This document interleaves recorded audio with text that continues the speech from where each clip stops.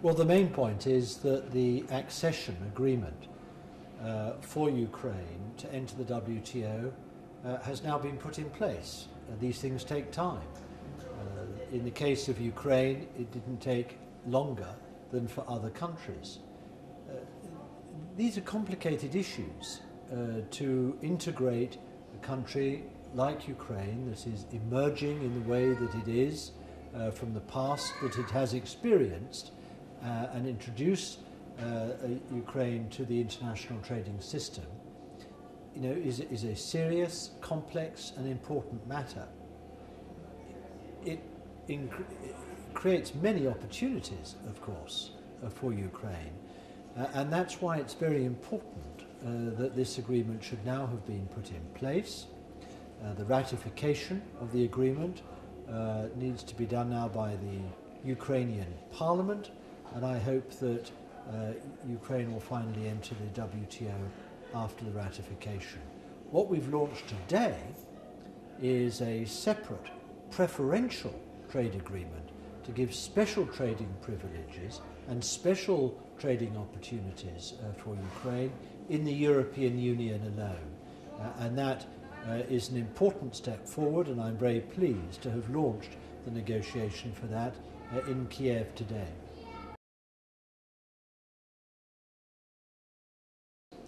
Well, the deeper the agreement and the more comprehensive and ambitious the agreement, the greater the economic value, the greater the economic opportunity for Ukrainian businesses to grow, to expand, to increase their export potential, and for jobs, for employment to be created here in Ukraine.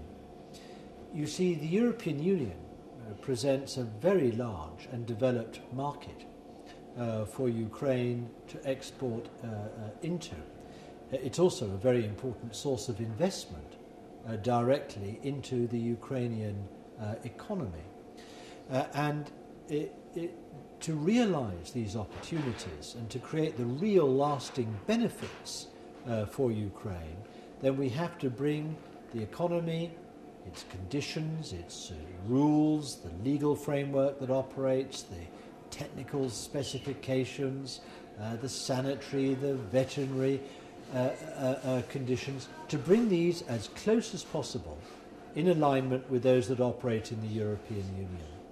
And the closer we are, the greater the alignment, the greater the legal approximation between the two economies, the fewer will be the barriers and obstacles to trade and investment, the greater will be the opportunities for trade and investment and technology flows to increase and for jobs to be created. And that's what we all want.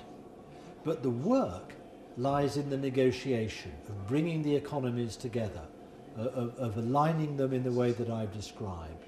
And the more we can do that, and the deeper the integration, the greater will be the opportunities for trade, investment and employment creation between the European Union and Ukraine.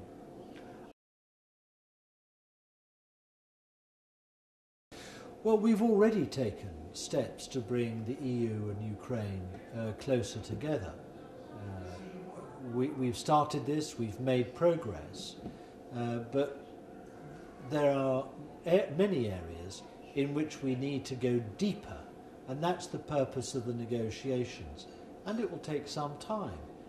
We're dealing in some cases of some technical complexity. We're talking about different regulatory systems which come from different historical pasts and backgrounds. But as far as possible, what we're trying to bring together are the laws, the norms, the values of our two economies, so that trade and investment, technology can flow more freely between the two.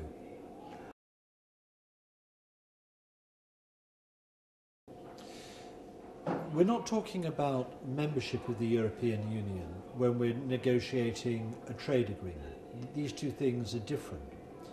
But the deeper the economic integration between the EU and Ukraine, the stronger is the platform on which we can build other forms of cooperation and collaboration between the EU and Ukraine. We have a new and enhanced agreement currently being negotiated, which goes into many other different political and policy areas. The trade is just one section of that.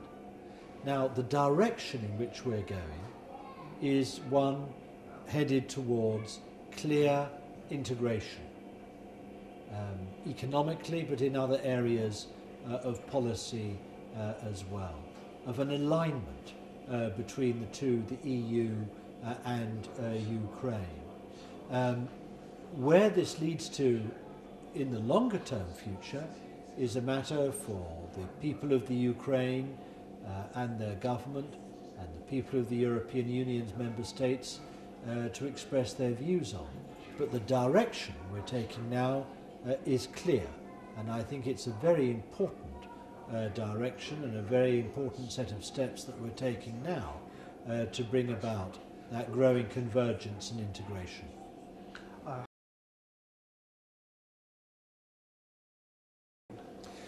Well, in addition to the government-to-government contacts, we have to engage and involve the business community of both and civil society, notably civil society and their representative and non-governmental organisations here in Ukraine.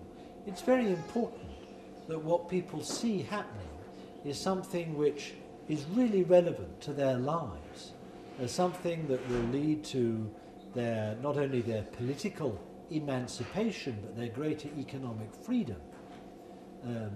We're trying to create conditions here where there's real freedom, substantial dynamism, economic dynamism, so that opportunities for creating businesses, building bigger businesses from smaller enterprises, creating new employment, can take place in the future.